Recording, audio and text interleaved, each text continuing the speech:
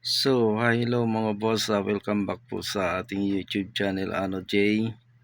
So mga boss, ipapakita natin mga boss yung sa video natin ito yung nagpalita tayo ng wall na merong steel matting. So kaya nilagyan natin ng steel matting mga bossing kasi second floor siya pero hindi siya manipis yung wall niya.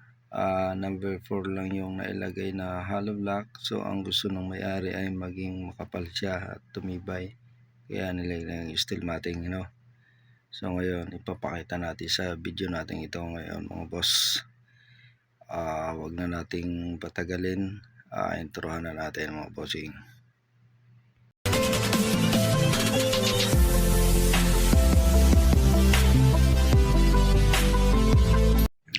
So mga boss, pag nagpapalitada kami dito, yung bahay ng may-ari na to, pinalagyan niya ng ganyan steel matting para matibay.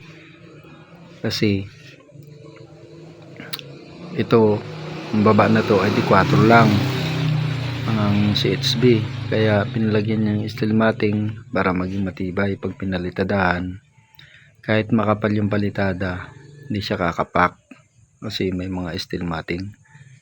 So yan, tapos may bakal, parang nagsilbi na rin siyang pundasyon.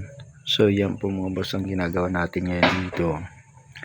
So yan, kakaiba yan, di ba mga bossing? So ngayon lang din ako nakagawa ng ganito, pero maganda naman mga boss. May napalitadahan na kami dun sa kabila, ipapakita ko sa inyo. So ito mga boss, so yan, ang kapal nito mga boss ay dos yung kapal.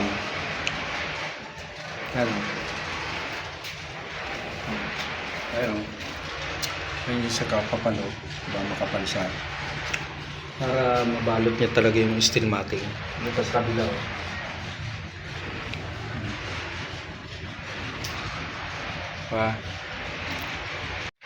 kaya mga boss, yun naman steel matting, diba? Ang purpose nito para hindi talaga siya bibiyak-biyak yung palitada, walang hairline. Kasi may pagkakapitan yung palitada diba? Pwede nyo gayahin yan mga bossing.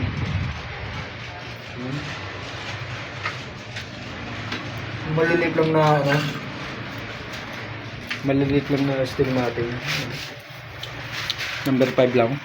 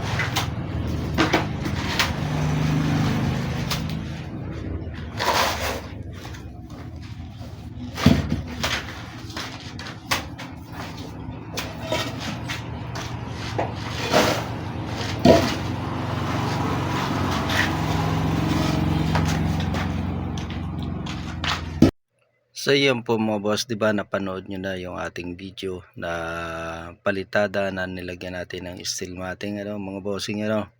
So ganun lang po mga boss, kung kayo ay mayroong mga wall na medyo luma na at manipis, gusto niyo tumibay, pwede nyo namang gayahin yan po mga boss.